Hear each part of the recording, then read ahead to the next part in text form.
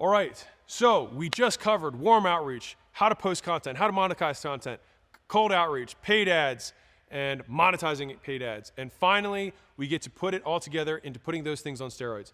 And I'm amped for this. So let's rock and roll. So I'll give you a framework that I actually taught as an impromptu thing to a small group of entrepreneurs who are all doing, I think, $1 to $10 million a year. I got a lot of positive feedback. It was like one of the major things that they said at the end that they like really got a lot out of. And so I want to break this framework down for you. And so when I attack a business, when I say attack a business, like we buy into a business, we invest in it, and we want to scale it. I think to myself, more, better, new. It's just a very easy framework to think of like, how can we make this thing make more money, okay? And so you can write that down for yourself. For my business, how can I do more? How can I do better? How can I do new, all right? And so at this point in the book, or hopefully in your career, you've done some advertising. You've done some outreach, warm or cold. You've done some content. Maybe you've run some paid ads. And you know that the advertising that you do currently works to some degree, right? And so the next obvious thing that you can do is to get more engaged leads is more, a lot more. Crank up the volume to your max capacity. Because one of the questions I ask when we invest in a company is, okay, so what are we currently doing? And they say, we do outreach, we do content, we do paid ads. And I say, okay, what's stopping us from doing 10 times more of that? More. Nothing better, nothing new. Because if it is working, fundamentally, because of the economics of the business, like they are making money, then why can't we do more? And it's crazy how infrequently the entrepreneur will ask this question, and it's because they're so close to it. So I'm asking this question to you so that you can ask this question to yourself. Okay, I'm doing cold outreach. Cool. Why can't you do from 100 a day to 1,000 a day? If you're doing cold calls, why can't you do 1,000 a day? If you're doing 1,000 a day in ad spend, why can't you do 10,000 a day? Like, what's stopping you? And as soon as you identify the thing that is stopping you, which oftentimes there's nothing, but if you can identify the thing that's stopping you, then that becomes the single constraint of the business. And that's what you attack, and that's what you solve. And so the simplest way that I do, especially if I'm working with an entrepreneur who's new or trying to start out, is I use something called the rule of 100, okay? Which is very simple. You advertise your stuff by doing 100 primary actions every day, 100 days in a row. That's it. Okay, so we walked through how to get warm outreach. Well, you do 100 outreaches a day, 100 days in a row. If you do cold outreach, you do 100 outreaches a day, 100 days in a row. If you're making content, you make 100 minutes of content, 100 days in a row. That's how you do it. And if you're running paid ads, you can do $100 a day, 100 days in a row. If you're like, well, I don't have that, you can adjust it down, at least from the paid ads perspective. The other ones, I absolutely expect that. Okay? And so this is how I broke it down for each of these. What I want you to do, and the reason I simplified the core four into things that one person can do to let other people know about their stuff, is that this is 100% in your control. So if you look at your day and you're like, I'm not getting enough leads, it's because you are not doing enough of the core four. Simple. And when you break that down to the primary actions, which with warm reach outs, it would be, are you emailing 100 times a day? Period. Yes or no? If you're not doing it, do that first. And you might be like, wow, that's gonna take me like 4 hours. Yep. And then you're gonna have your workday start. Welcome to owning a small business. If you're like, man, it's gonna take me 4 hours to do 100 phone calls. Yep. Welcome to owning a small business. It's gonna take me 4 hours to do 100 direct messages. Yup. Welcome to owning a small business. Again, this is just you. We're gonna put leverage on this literally in the next section. All right, but you have to know how to do more. And the first baseline that I want everyone to get through is doing 100 a day, because you will appreciate, one, the value of a lead, and two, you will develop such a good skill set from getting that many repetitions in that you'll be able to transfer it and teach it to other people. And knowing how to make it rain as a business owner is probably the single most valuable skill that you can have. Because for the rest of your life, you will never worry about eating, because you can always pick up the phone and make money. Like, that's what I want to transfer to you. Okay? From the content perspective, you want to make sure you're releasing at least one per day on a platform. As you get better, post even more. So the example of primary actions here, because if you're like, okay, how do I translate that into tactics? 100 a day. And so for this would be short and long videos, articles, podcasts, infographics. Figure out what the thing is that you're going to be making and make sure you're posting them every day. Every day. And if you can do it on multiple platforms, because you have 100 minutes per day making content, then do that. And guess what? You will get better. And then eventually, someone will ask you, after you give them enough value, if you have more, to which you will happily accept their money. Cold reach outs, same exact thing as warm reach outs, except I just added some other ones in here. Flyers, cold calls, etc. And as with all cold advertising, just expect lower response rates. That's where using automation can make up for the amount of volume that you can personally do, okay? And then finally, paid ads, direct mail, seminars, podcast spots, any social media ads, all of these things are ads that you can buy. And you can measure it on a monthly basis, you can measure it on a daily basis, it depends on the platform. But fundamentally, as long as you're running ads, and if you want to use your learning budget as the thing that you're willing to just invest in your money printing machine, just see it like that. If I spent a year to create a machine that gave me 10 to 1, would it be worth it? Yeah, because the next month you could recoup all your money. And almost every time I've built a paid ads machine, that's what's happened. It's taken me 6 months, 12 months sometimes to make the machine, and then once the machine's there, I crank it and I make all the money back. You just have to believe it's possible. And so here's the pro tip. More ads means better ads means more leads. So I said this earlier, and I'm going to repeat this because it's so important. Facebook reviewed the accounts of all advertisers on their platform. They found something curious. The top 0.1% of advertisers test 11 times more creative than everyone else. Oftentimes, it's not that you can't scale an ad properly, it's that you can't scale a mediocre ad profitably. And the only way to find the exceptional ads is to make 11 times more of them. Success leaves clues. Do what the 0.1% do and get what the 0.1% get. And I promise you, the best cold callers have made more cold calls than you. The best content creators have made more content than you. The best advertisers have made and spent more money on paid ads than you. And so if you want to have what they have, do what they did. So that's more. The next thing we can do in a business, or your business, is do it better. So getting better gets you more leads for the same effort. Think leverage. We want that. And we can only get better by doing one thing, testing. So you do more and more until it breaks, and then you make it better. So let's walk through this example.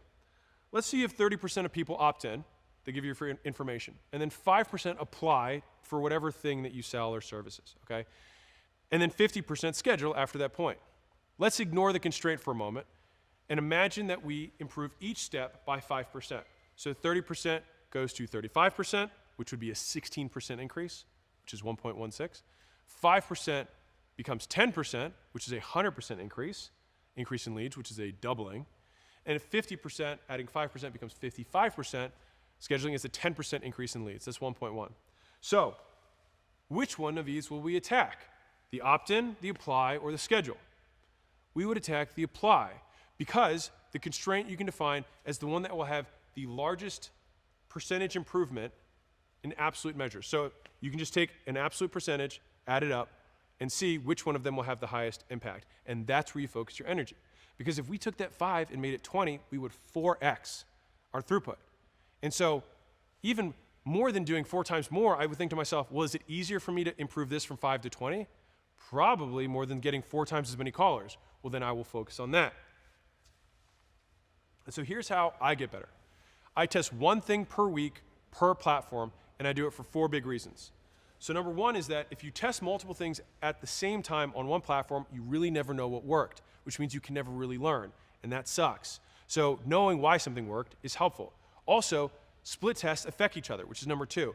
If I change the landing page and another thing, well, both of those things might affect something else. So I might get more leads, but they might be less qualified.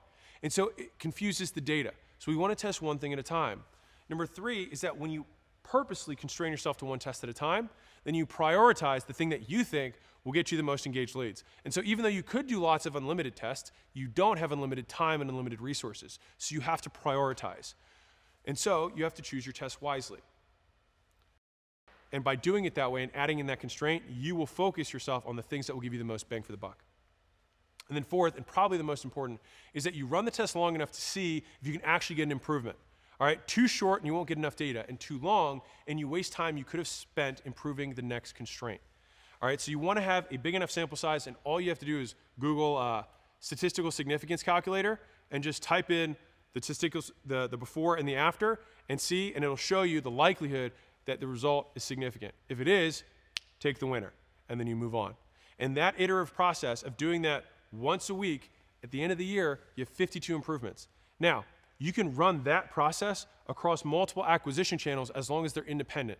So if you run paid ads through an Instagram series of pages, and then you run paid ads through a YouTube series of pages, you can test parts of those different pathways independently.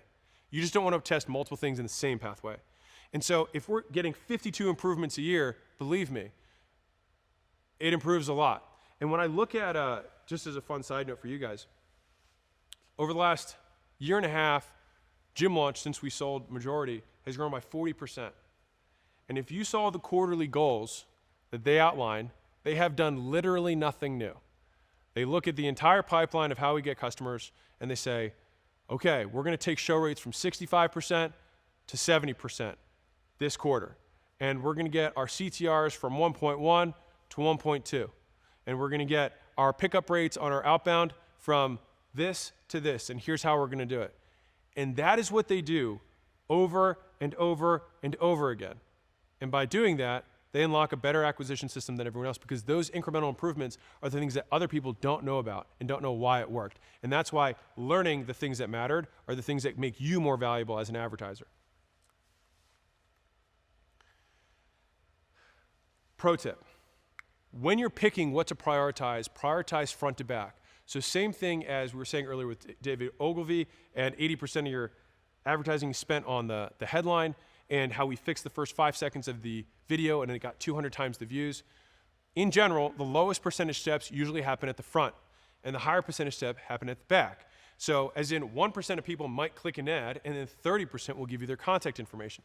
This is why most times you'll end up focusing more on the front than the back, and that's fine. Those steps are usually the constraint. They have the largest returns for the smallest improvements. That's why they are the constraint. I will say that again. They have the largest returns for the smallest improvements. That is what makes them the constraint.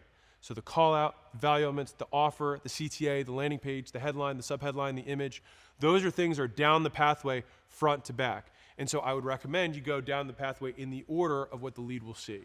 Most times, that is where you get the most bang for the buck. Just one man's observation. More, better, new. When talking to businesses doing less than $1 million in profit per year, I usually advise them to just do more first. That's it. They haven't enough volume for percentage changes to make a big difference.